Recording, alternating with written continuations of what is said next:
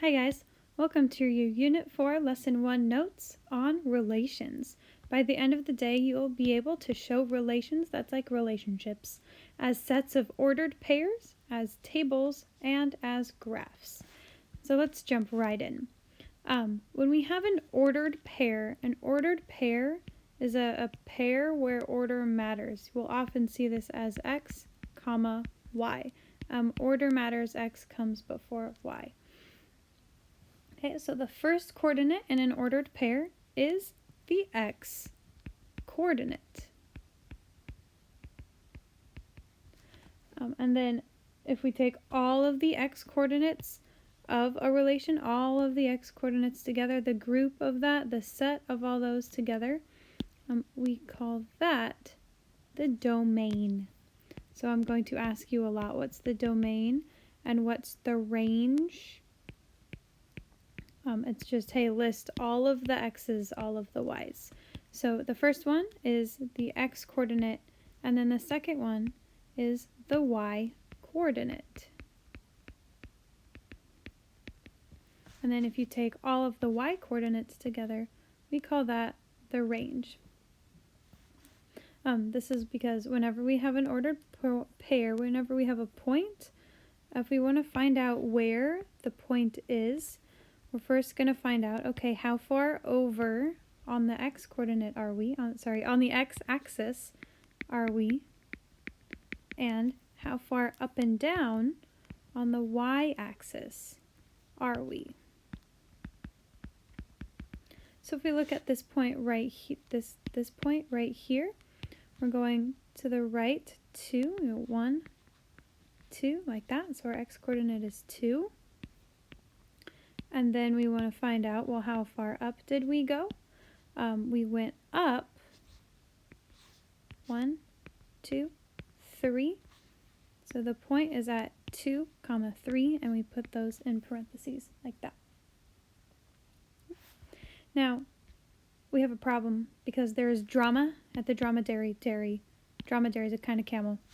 So this table right here shows the number of dromedary camels over several months in a year. And we're going to create ordered pairs to represent the data right here. But for ordered pairs, let's represent each of these months with a number. January is the first month, February 2nd, March, April, May, and June.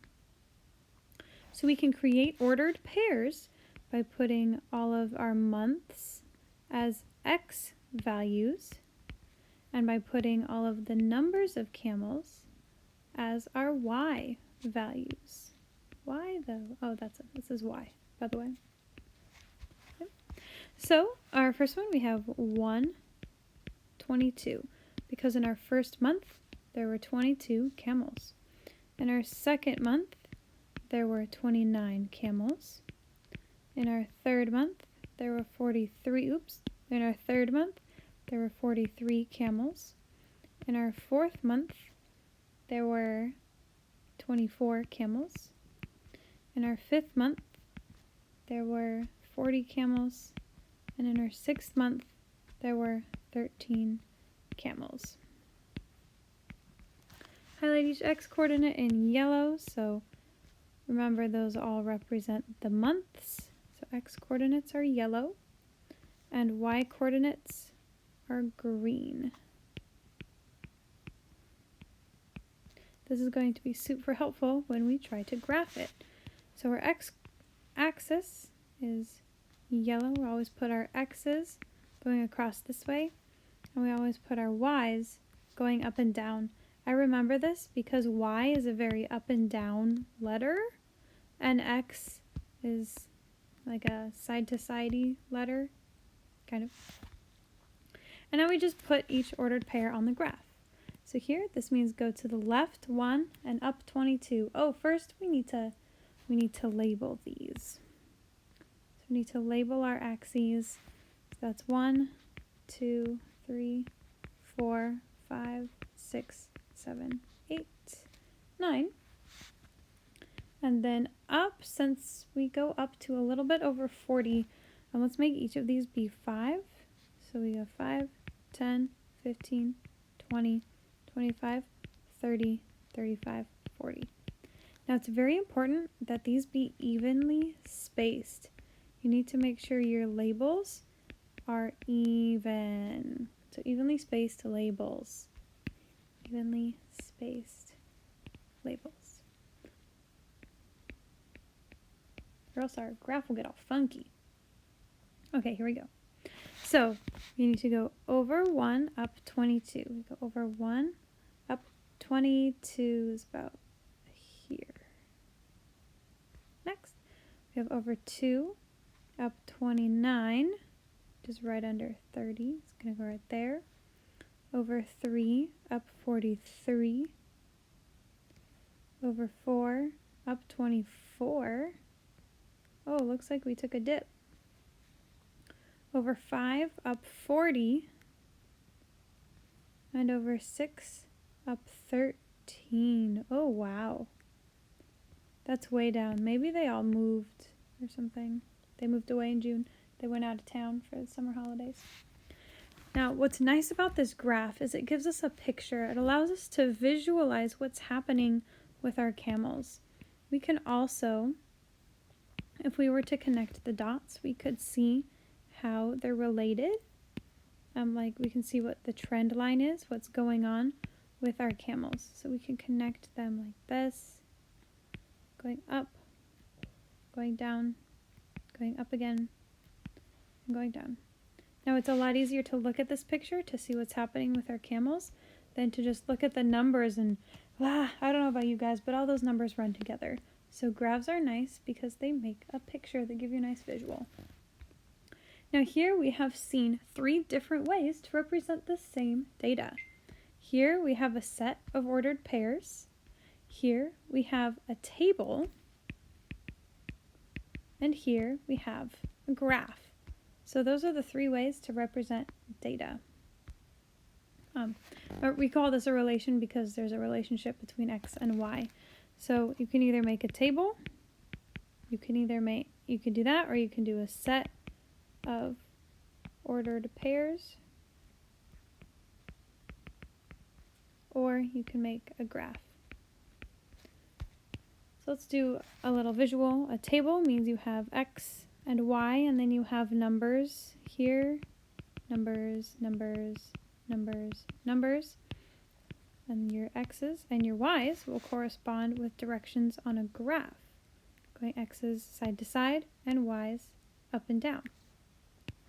Your graph will have 2 axes like this, and then you'll have the arrows because they go on forever, and then you have points on your graph representing the relationships in your table. And then finally, a set of ordered pairs means you have, some x, some y, and, like 5, 2, and -8, 100, or whatever. That's a set of ordered pairs. When you have a set, we'll put them in what are called braces. We put them in this kind of thing to show that they all go together. So you'll have them in braces like these right here. Ta-da! So here we have a list of ordered pairs, and they want us to make it a table and a graph. So all we do is we take all of the x's and we put them in our x column, and then we take all of our y's and we put them in our y column. But they have to line up. They have to coordinate, because they're coordinates. And this is called the coordinate plane. Anyway, so you don't just put randomly. You need to say, okay, we have -2 and 4. And then next we have 2 and 3. And then next we have 3 and 3. And then 4, 2. And 0, -1. Now you'll remember that the domain is all the x values. So our domain, to list that out, we're going to put that in our curly braces like this. And I like to write them from smallest to biggest.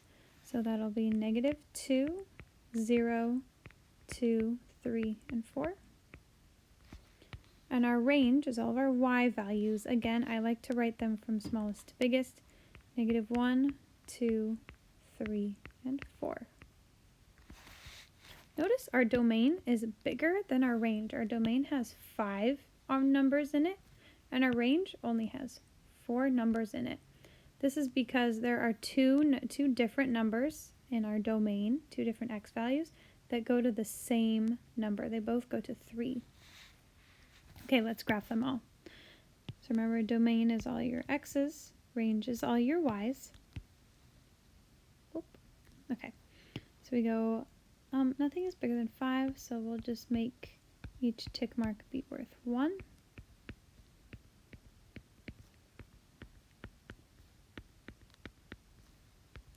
And now that we've applied our labels, now we can put our points on there. So go over 2, down 4, 2, 3 gives us over 2, up 3, 3, 3 gives us over 3, up 3, over 4, up 2, and over 0, down 1, can be right there on the axis itself. Ta-da! Isn't that so great? So great. Now that's fantastic, but when are we going to use this in real life? Well, what if we're tracking population? So here we have the for realsies actual information of this population of the city of Los Angeles since 1940. We don't have 2020 yet because we're not done counting the numbers. So we need to find the domain and the range of the relation. Well, the domain is all of the x values. And whenever we have time, time is going to be your domain. So because year measures time, let's put this as your domain. So here we go. Write out all of those decades. Oof. 1940, 1950, 1960. Oh dear.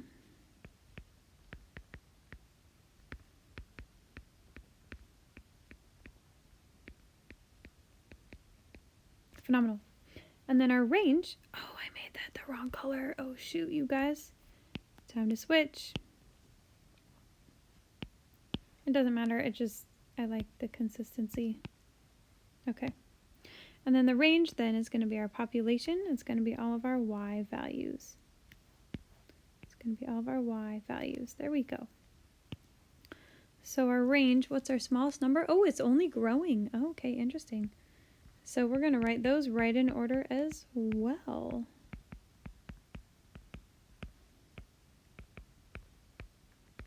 Except technically, I guess we should be writing these as millions, like 3,800,000, but however, we're not going to.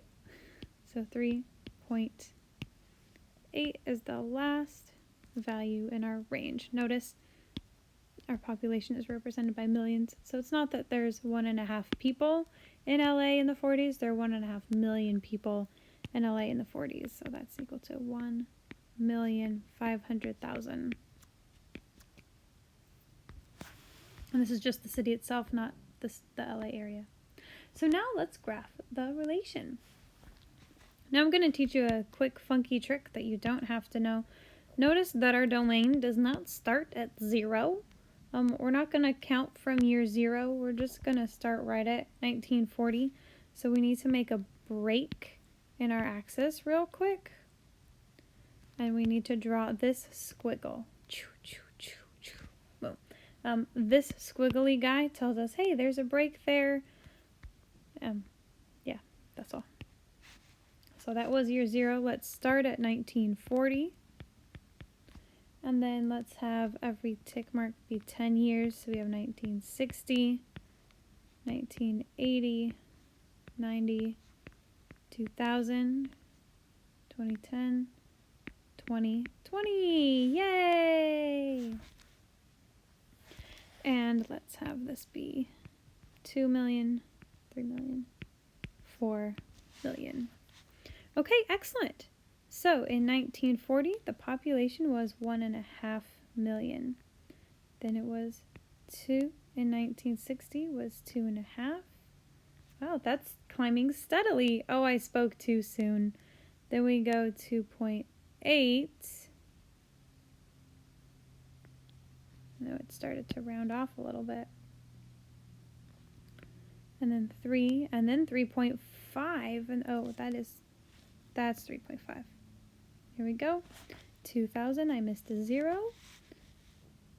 So 3.7, and then 3.8. So there you have it. If we were to draw a line to connect them, which you shouldn't be, but I'd like to visualize it, it'll go like that. Up here, up here, up here. Okay, cool, fun. Now, during what decade was there a greatest increase in population? Before we do that, we need to label what our graph means. Let's look at our x-axis. What did our x values represent? Our x values represented the year. So we're going to label our x-axis with year. Started at the bottom, now we're year.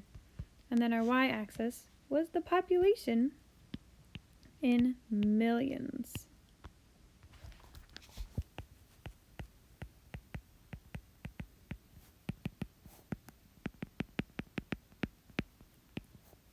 Excellent. Okay, now during which decade was there the greatest increase of population? Now this is nice to have a graph because you just look and say, hey, where were the biggest jumps? And I'm seeing biggest jumps here. I'm seeing another big jump here, and I'm seeing another big jump here. And when I go back on my table and find out, hey, what was happening in 1940? What was happening, between 40 and 50, between 50 and 60, and this one is between 80 and 90. If we go back on our table, we see those jumps. That's plus 500,000, plus 500,000, and again plus so they're all the same. I thought they were close, but they're exactly the same. So during which decade was there the greatest increase of population? Well, that would be the 40s, which is odd because we were in the middle of a war, the 50s, and the 80s. Well, there you have it.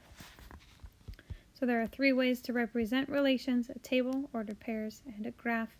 Make sure that your x and y coordinates go together and your x's are side to side, your y's are up and down.